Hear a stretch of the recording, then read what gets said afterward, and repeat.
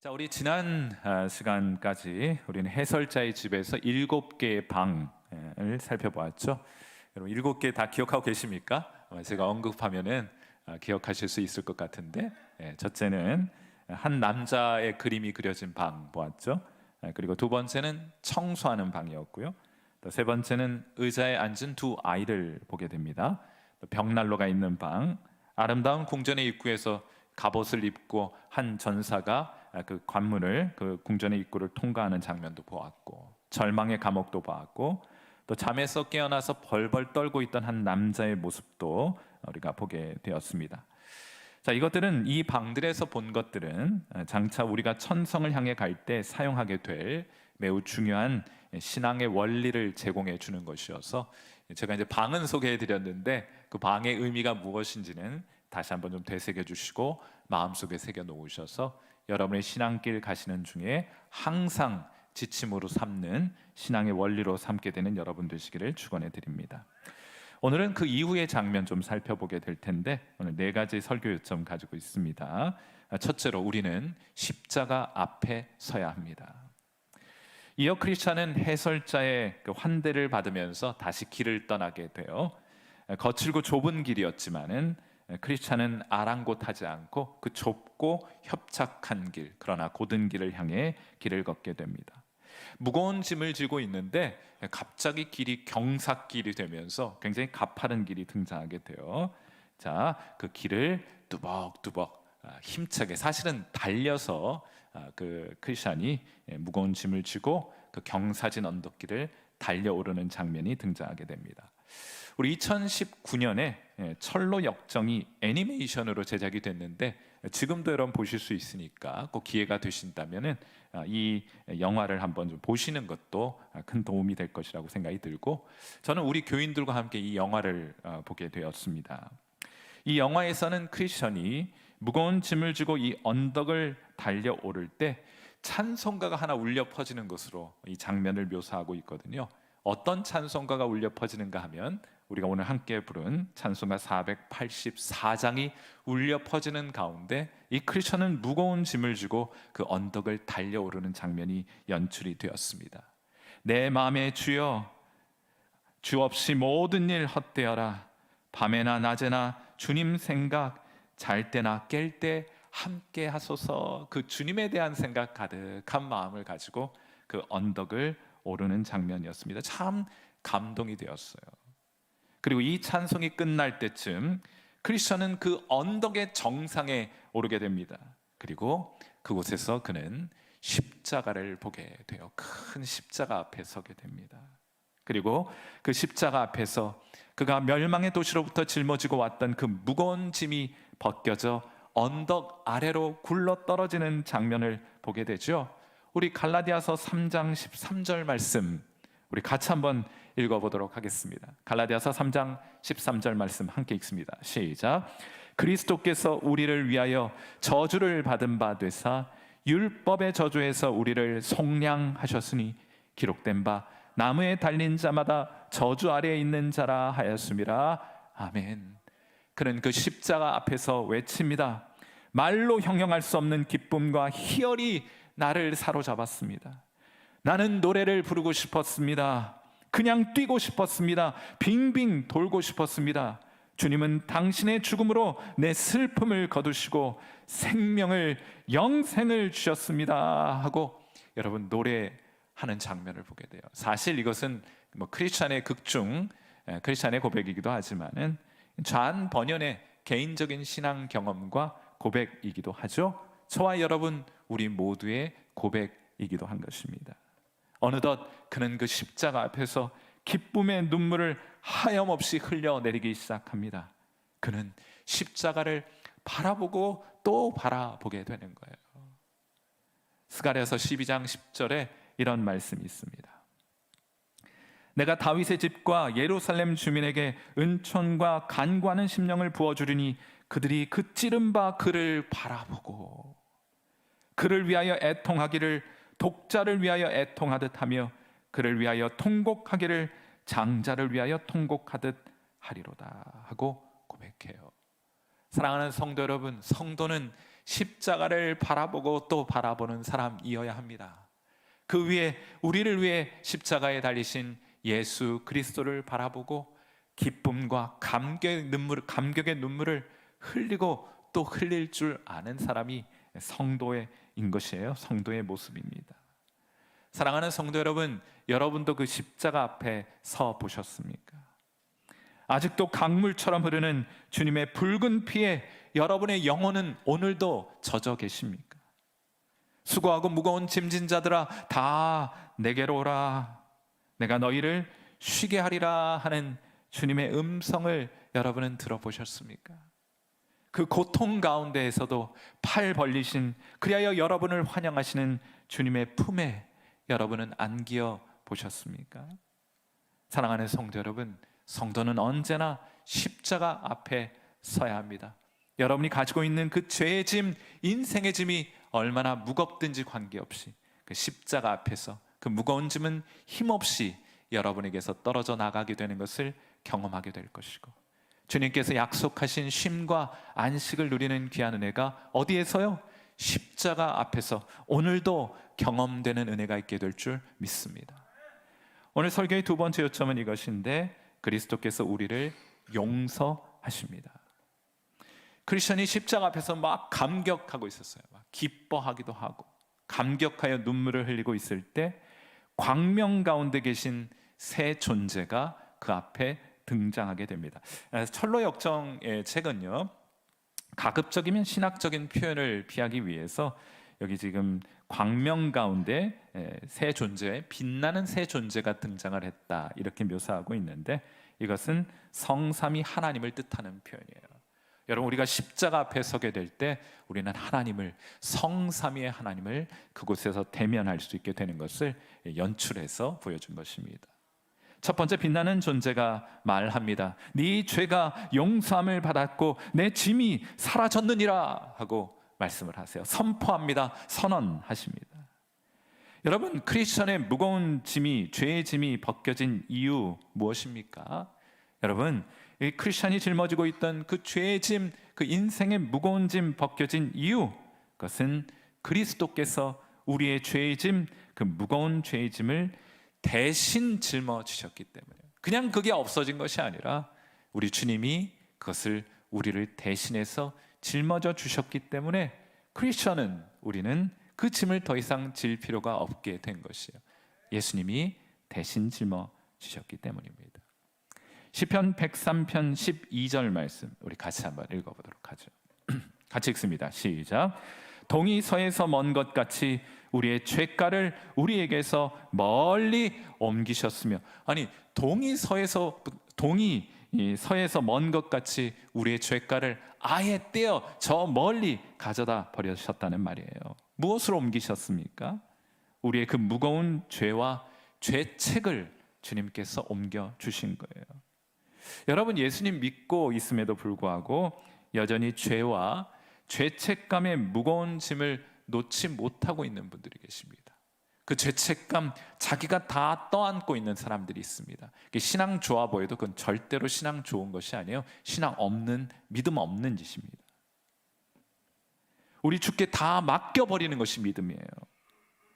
죄는 여러분이 지었어도 그걸 마치 자신이 범한 죄처럼 떠안으시고 그 죄책을 그리스도께서 다 담당하셨으니 여러분은 그리스도만 믿고 그 죄책감에서 자유하시는 귀한 은혜가 있게 되기를 주님의 이름으로 축원해 드립니다. 그것이 믿음이에요. 여러분, 그래도 됩니까? 그래도 됩니다. 그래야 합니다. 이 때문에 예수 그리스도께서 십자가에 달려 죽으신 것이니, 그 위에서 피 흘려 주신 것이니 그래도 됩니다. 염치 없고 뻔뻔하지만 우리의 모든 죄와 죄책감을 주님께 드리는 것이 믿음이에요. 그거 끌어안고 낑낑거리는 것이 믿음이 아니라 우리를 위해 십자가에 달리신 그분께 우리의 모든 죄, 그리고 그로 인한 모든 죄책, 그 때문에 발생하는 모든 죄책감 다 주님께 맡겨드리는 것이 믿음인 줄 믿습니다. 여러분에게 그런 믿음 있는 줄 믿습니다. 미우라 아야코의 소설 양치는 언덕에 여주인공의 이름은 나오미인데 한 목사님의 딸로 등장을 합니다. 그녀는 한 바람둥이와 연애를 하게 돼요. 편의상 A군이라고 하죠. 한 바람둥이와 사랑에 빠져서 그만 부모의 만류에도 불구하고 반대에도 불구하고 집을 뛰쳐나가서 그와 함께 살게 됩니다. 그러나 얼마 지나지 않아서 A군은 또 술을 먹고 바람을 피우고 속을 썩이게 되자 나오미는 견디다 못해 부모님 집으로 다시 돌아오게 되죠. 하지만 집에 도착해서는 문을 두드릴 수가 없는 거예요. 염치가 있지 어떻게 문을 두드립니까? 그래서 혹시나 하고 조용히 문을 열어보았더니 그 문이 스르르 하고 열리지 뭡니까? 그때 아버지의 목소리가 들리는 거예요. 나오미 이제 왔느냐 하고 말이에요. 딸이 집을 나간 날부터 아버지는 집의 문을 잠그지 않고 그녀를 기다리고 있었던 것입니다. 한편 A군은 계속해서 방탕한 생활을 하다가 나중에는 폐병에 걸려서 다 죽게 되어서야 아무도 돌아보지 않는 자신을 발견하고 나오미를 다시 찾아오게 됩니다. 물론 나오미는 남편을 받아주지 않았지만은 그녀의 아버지 목사님은 A군을 받아들여 지극한 간병을 하게 되죠. 그리고 그도 그 사랑에 감동하여서 진심으로 회개하고 그도 예수님을 영접합니다. 그렇게 영혼도 몸도 회복되어 가던 A군은 틈틈이 다락방에 올라가서 그림을 평소 잘 그렸거든요. 틈틈이 다락방에 올라가서 아무도 모르게 그림을 그리기 시작합니다. 아무도 안 보여줘요. 크리스마스 선물을 준비한다면서 그림을 그리기 시작합니다. 그러던 어느 날 이 A군은 예전에 사귀던 한 여자로부터 걸려온 전화를 받습니다. 안 나가야 되는데 그는 그 전화를 받고 그녀를 만나기 위해 나가게 되죠. 그녀는 A군에게 술을 권하면서 하룻밤만 자고 가라고 유혹합니다. 그는 거절했지만 그녀는 포기하지 않고 그럼 술 한 잔만 마시면 내가 보내주겠다 이렇게 이야기를 해요. 몰래 수면제를 타놓고 말이에요. 술을 받아 마신 A군은 잠이 오자 그곳에 잠들지 않으려고 그 죄의 유혹에 빠지지 않으려고 길을 나서게 됩니다. 그러다가 그만 길에서 잠이 들어 그는 얼어 죽고 말아요. 죄와 타협하지 않기 위해 그는 그런 선택을 내리게 된 것이었습니다. 남편의 장례를 다 치른 후에 나오미는 남편의 유품을 정리하기 위해 다락방에 올라갔다가 뭔가 베일에 덮여 있는 것을 발견하게 됩니다. 그리고 그 베일을 벗겨보니 거기엔 그림이 한 폭 그려져 있었는데 십자가에 달려 피 흘리시는 예수님이 그 화폭에 그려져 있는 것이에요. 그리고 그 앞에는 청년 하나가 무릎을 꿇고 차마 고개를 들지도 못한 채 예수님의 발을 붙들고 있는데 그의 손등 위로 예수님의 피가 뚝뚝 떨어지고 있는 장면을 그려놓았습니다. 바로 A군 자신의 모습이었어요. 사랑하는 성도 여러분, 교회는요 성공적인 인생, 행복한 가정생활, 마음의 평안을 얻는 방법을 가르치는 곳이 아니에요. 물론 그것이 필요하고 중요하기도 합니다. 그러나 그것이 교회의 본질적인 사명은 아닙니다.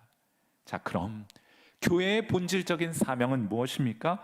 우리가 전하고 또 전해야 할 본질적인 교회의 메시지는 무엇이어야 합니까? 그것은 바로 예수 그리스도께서 십자가에서 흘리신 그 보혈로 말미암아 우리가 죄 사함을 받는 길이 활짝 열리게 되었다는 것을 선포해야 하는 거예요. 우리가 용서받을 수 있는 길이 열리게 되었음을 말하고 또 말해야 하는 것입니다. 로마서 5장 15절 말씀, 우리 말씀도 같이 한번 읽어보도록 하죠. 같이 읽습니다. 시작. 그러나 이 은사는 그 범죄와 같지 아니하니 곧 한 사람의 범죄를 인하여 많은 사람이 죽었은즉 더욱 하나님의 은혜와 또한 한 사람 예수 그리스도의 은혜로 말미암는 선물은 많은 사람에게 넘쳤느니라. 아멘. 우리가 십자가 앞에서 또 한번 다시 한번 듣고 다시 한번 되새겨야 될 메시지는 예수 그리스도의 보혈로 우리가 죄 용서함을 받았다 하는 것이에요. 그것을 오늘 이 아침에도 기억하시는 여러분 되시기를 바라고, 이 사실 여러분이 짊어지고 있는 모든 죄와 죄책으로부터, 그 무거운 죄의 짐으로부터 여러분을 자유케 하는 귀한 은혜 있게 되기를 주님의 이름으로 축원해 드립니다. 오늘 설교의 세 번째 요점은 이것이에요. 하나님께서 우리를 의롭다고 여겨주십니다. 이어 두 번째 빛나는 존재가 크리스천의 더러운 옷을 벗겨내고, 그러면 멸망의 도시에서부터 절망의 수렁을 거치면서 얼마나 옷이 많이 더러워졌겠어요. 그 더러운 옷을 벗겨내고 깨끗한 새 옷을 입혀주시는 장면이 등장하게 됩니다. 이 옷이 의미하는 바는 무엇입니까? 예수님께서 한 번은 천국을 혼인잔치에 비유하신 적이 있어요. 이 혼인잔치에 초대함을 받은 사람들에게는 아무것도 요구되지 않습니다. 그 초청에 응하기만 하면 얼마든지 그 천국잔치에, 그 혼인잔치에 입장이 가능했습니다. 이때 혼인잔치의 주인이 등장하게 됩니다. 임금이 등장하게 돼요. 그리고는 이 많은 사람들이 그 자리에 함께하고 있는데, 초대에 응해서 많은 사람들이 함께하고 있는데 유독 한 사람이 눈에 띄는 것입니다. 어떤 사람이 눈에 띄었을까요? 예복을 입고 있지 않은 한 사람이 눈에 띕니다. 주인이 그를 향해서 이렇게 물어요. 마태복음 22장 12절, 이르되 친구여 어찌하여 예복을 입지 않고 여기 들어왔느냐 하니 그가 아무 말도 못하거늘. 여러분, 이 예복은 주인이 마련하여서, 지금 이 잔치에 초대함을 받은 사람은 그냥 길거리 있다가 막 초대함을 받고 온 사람들이에요. 무슨 예복을 자기들이 따로 마련해 온 것이 아닙니다. 이 예복은 주인이 마련해서 혼인잔치에 참석한 사람들에게 그 더러운 옷을 벗겨내고 그 혼인잔치에 합당한 새 옷을 입혀준 것이에요. 혼인잔치의 주인이 마련하여 제공한 예복이었습니다. 그런데 그중 한 사람이 이 예복을 소홀히 여겼던 것이에요. 결국 이 사람은 혼인잔치에서 쫓겨나 버리게 됩니다. 주인이 마련한 이 예복은 그리스도께서 이루신 완전한 의의 공로를 상징하는 것이에요. 이사야서 61장 10절 말씀, 여러분, 우리의 기쁨의 이유가 여기가 소개가 되어 있습니다. 같이 한번 이사야서 61장 10절 말씀 같이 읽어보겠습니다. 시작. 내가 여호와로 말미암아 크게 기뻐하며 내 영혼이 나의 하나님으로 말미암아 즐거워하리니 이는 그가 구원의 옷을 내게 입히시며 공의의 겉옷을 내게 더하심이 신랑이 사모를 쓰며 신부가 자기 보석으로 단장함 갖게 하셨음이라. 아멘. 성도의 기쁨의 근원이 무엇입니까? 하나님께서 마련하신 그 구원의 옷을 입었기 때문에 성도는 기뻐하고 있는 거예요. 사랑하는 성도 여러분, 십자가의 보혈로 죄 용서함을 받는 것으로는 천국 들어가기에 충분하지 않습니다. 마이너스 되었던 사람이 제로가 된 것인데 그것으로는 충분하지 않아요. 하나님의 나라는 어떤 사람이 들어가는 나라입니까? 공의로운 사람, 의로운 사람이라야 들어갈 수 있는 거예요. 죄 없는 사람이 들어가는 것이 아니라 의로운 사람이 들어갈 수 있다는 말이에요. 그리스도께서는 우리의 죄를 용서하시기 위해, 우리를 제로 상태로 만들어 놓으시기 위해 십자가에 달려 돌아가셨을 뿐만 아니라 예수님은 우리를 의롭게 하시기 위하여 이 세상에 계실 때 하나님께 완전한 순종을 드렸던 것입니다. 그는 이 세상의 모든 사람에게 요청되는 도덕법, 자연법, 십계명으로 요약될 수 있는 자연법을 준수하셔서 의를 이루시고, 유대인들에게 요구되는 율법을 완전히 순종하셔서 또한 의를 이루셨을 뿐만 아니라 마지막으로 하나님께서 예수님께만 허락하신 그 특별법을 준행하심으로 우리를 위한 완전한 의의 예복을 마련하신 거예요. 여러분, 예수님께서만 하셨던 그 특별한 법이 무엇입니까? 예컨대 침례를 받으시거나 십자가에 달려 돌아가시는 것은 하나님께서 예수님께만 주신 법이거든요. 그 법에도 순종하셔서 완전한 공의를 우리를 위해 이루신 거예요. 그리고 이 예복을, 의의 예복을 예수님 자신이 취하여 입으신 것이 아니라 우리를 위하여 천국잔치에 초대함을 받아 그 천국잔치에 참여하게 될 저와 여러분을 위하여 그 예복을 우리에게 제공해 주신 것입니다. 로마서 3장 24절이 이 내용을 담고 있는데 우리 이 말씀도 같이 한번 읽어봐요. 같이 읽습니다. 시작. 그리스도 예수 안에 있는 속량으로 말미암아 하나님의 은혜로 값없이 의롭다 하심을 얻은 자 되었느니라. 아멘. 그럼 이것을 신학적으로는 의의 전가라고 불러요.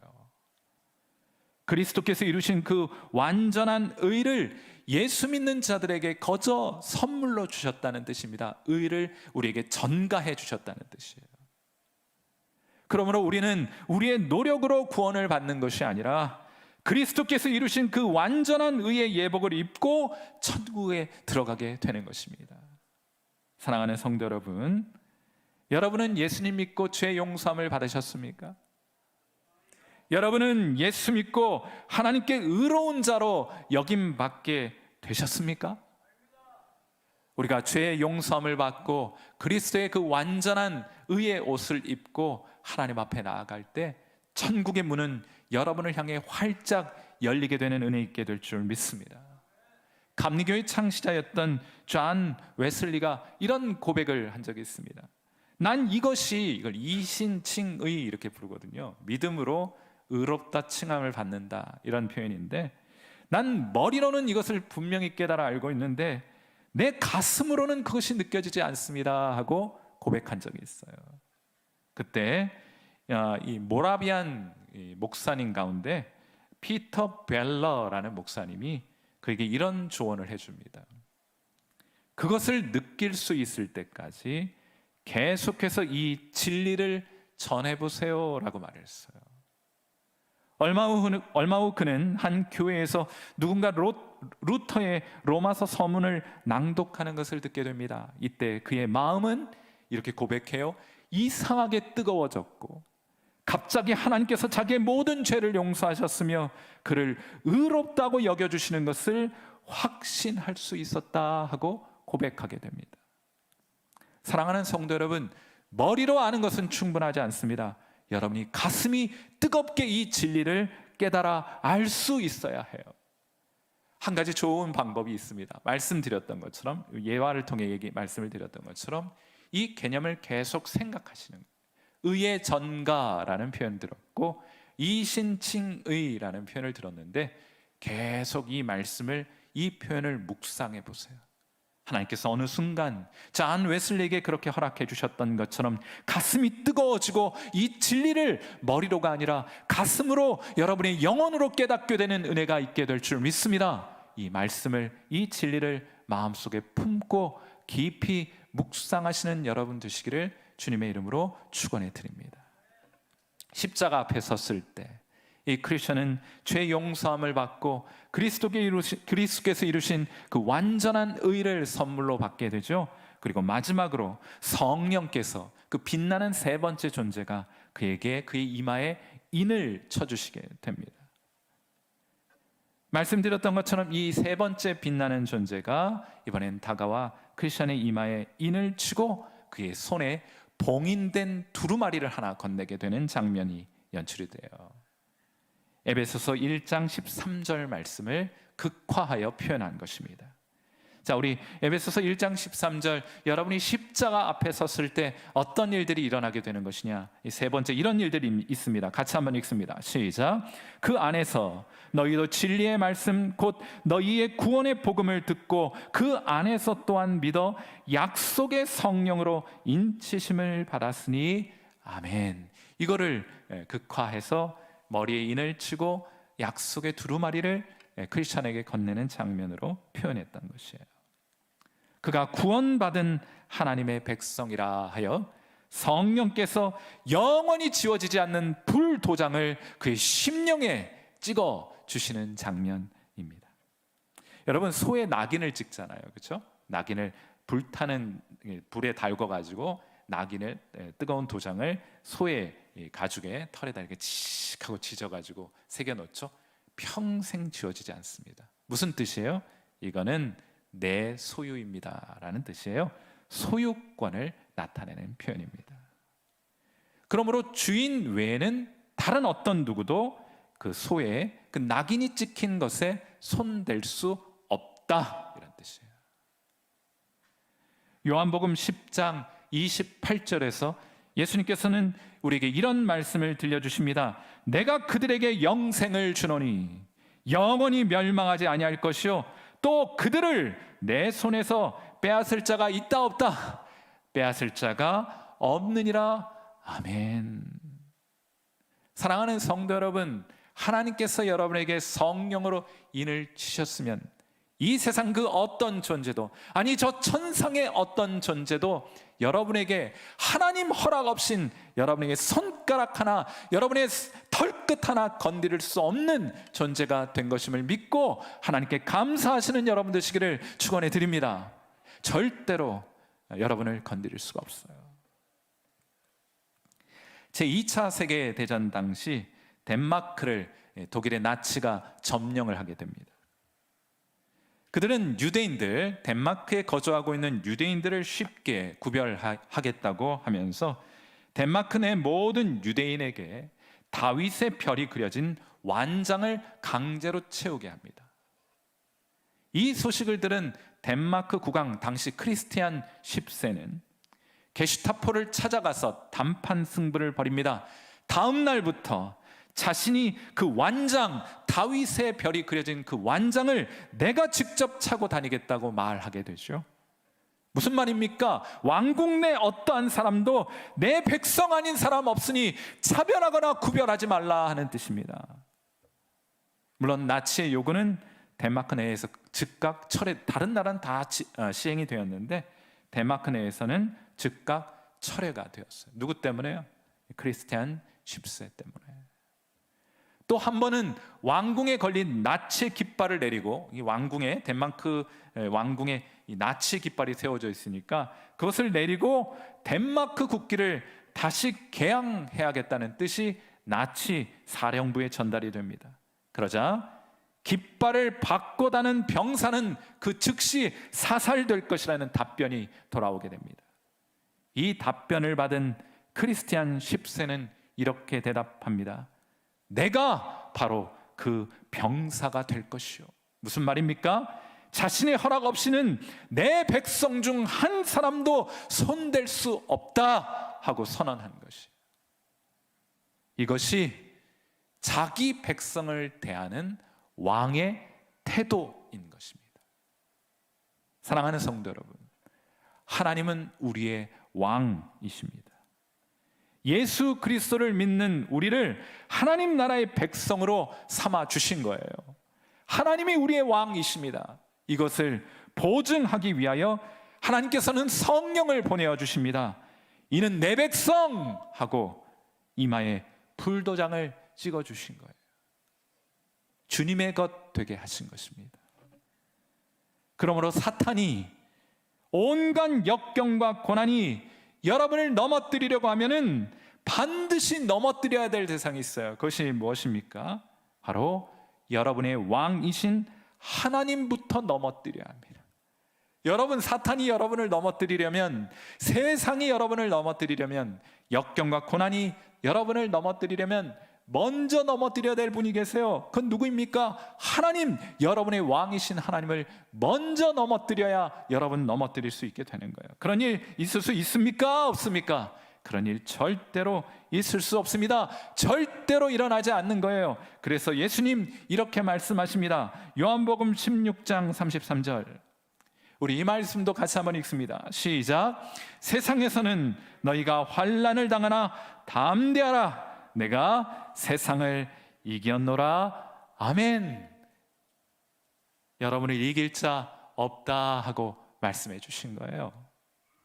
여러분, 빛나는 이 세 번째 존재는 아울러 크리스천에게 봉인된 두루마리를 하나 건네게 됩니다.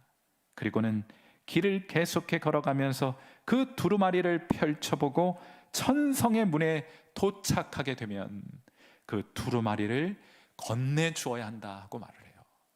여러분, 이것이 우리에게 상징하는 바는 무엇입니까? 자, 십자가 앞에서 우리가 죄 용서함을 받고 의롭다 하심을 받고 하나님의 백성으로 성령의 인치심을 받아 약속의 두루마리를 받게 되는데, 이제 이 약속의 말씀을 평생에 우리 마음에 붙들고 살아 저 천국까지 나아가며 그 천국의 입구에서 그 약속의 두루마리를 입구를 지키고 있는 누군가에게, 그 천생의 존재에게 건네 주어야 하는 것이에요. 여러분은 여러분의 심령 가운데 이 약속의 두루마리를 단단히 붙들고 오늘을 살아가고 계십니까? 아마도 그 두루마리에는 이 약속의 말씀은 반드시 포함되어 있을 것이라고 생각합니다. 여러분 구원의 확신을 담고 있는 약속의 말씀이에요. 여러분은 구원 받으셨습니까? 여러분은 오늘 당장 이 세상을 떠난다 할지라도 저 천국의 문 앞에서 담대히 그 천국의 문이 내게 열릴지어다 하고 외칠 수 있겠습니까? 우리 아마도 이 두루마리에는 이런 말씀이 있을 거예요. 요한일서 5장 11절부터 13절까지. 여러분 이 말씀을 오늘도 여러분 심령이 붙들고 있는지 확인하면서 이 말씀 같이 한번 읽어보겠습니다. 시작. 또 증거는 이것이니 하나님이 우리에게 영생을 주신 것과 이 생명이 그의 아들 안에 있는 그것이니라. 아들이 있는 자에게는 생명이 있고 하나님의 아들이 없는 자에게는 생명이 없느니라. 내가 하나님의 아들의 이름을 믿는 너희에게 이것을 쓰는 것은 너희로 하여금 너희에게 영생이 있음을 알게 하려 함이라. 아멘. 이 영생에 대한 확신이 우리 영혼의 능력이고 성도에 마르지 않는 기쁨의 원천이 되는 줄 믿습니다. 여러분 오늘도 이 영생에 대한 확신을 가지고 여러분 능력 있게 이 세상을 살아가고 계십니까? 여러분의 심령은 영생을 그리스도 안에서 허락받은 것으로 인하여 기뻐하고 계십니까? 사랑하는 성도 여러분, 다시 한번 십자가 앞에 서게 될 때 우리 영혼의 능력은 회복될 것이고 우리의 기쁨의 원천에서는 하나님 주신 그 기쁨의 구원의 기쁨이 샘솟듯 솟아오르게 되는 기적의 역사가 나타나게 되는 줄 믿습니다. 다시 한번 십자가 앞에 서셔서 그리스도를, 여러분을 위해 그곳에 달리신 그리스도를 바라보고 또 바라보시는 은혜가 오늘 이 아침 저와 여러분 모두에게 있게 되기를 주님의 이름으로 축원해 드립니다. 함께 기도하겠습니다. 자, 우리 반주 들으시면서 함께 기도하도록 하죠. 사랑하는 성도 여러분, 우리 이 시간 함께 여러분의 심령으로 여러분 앞에 세워진 그 십자가, 그 위에 달리신 예수 그리스도를 바라볼 수 있기를 소망합니다. 예수 믿는 우리의 모든 죄가 용서받았으며 하나님 앞에서 우리는 의로운 자로 여김받게 되었습니다. 그러므로 이 복음의 은혜가 주는 참된 자유함을 우리로 마음껏 누리게 하옵소서. 우리가 진 죄, 그로 인한 죄책, 죄책감, 염치 없지만 십자가 앞에 다 내려놓습니다. 주님께서 그 십자가에서 흘리신 붉은 보혈로 우리의 모든 죄 덮어 주옵소서. 모든 죄의 짐, 인생의 짐, 그 고난의 짐, 질병의 짐 모두 우리에게서 떨어지게 하여 주옵소서. 우리로 참된 자유함을 누리게 하옵소서. 오늘 시간 십자가를 잠잠히 바라보며 우리의 주님 되신 주님께 우리 귀한 신앙의 고백, 우리의 사랑의 고백 올려드리는 귀한 기도 드리도록 합니다. 함께 통성으로 기도하는 시간 같습니다. 기도하겠습니다.